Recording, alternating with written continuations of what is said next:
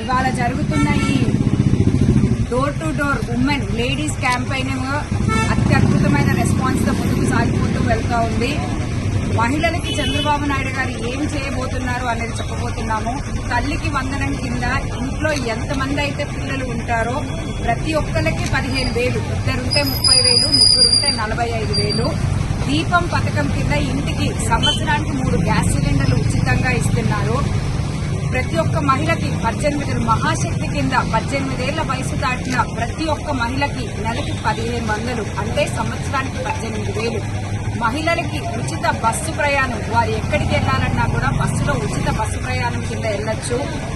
మహిళల ఉన్నత ఔన్నత్యం కోసము చంద్రబాబు నాయుడు గారు మళ్లీ రావాలి, మహిళలకి పెద్దపీట వేయాలి అని కోరుకుంటూ తెలుగుదేశం పార్టీ ప్రొద్దుటూరులో పెద్ద ఆయన్ని గెలిపించుకుంటారు ప్రజలు.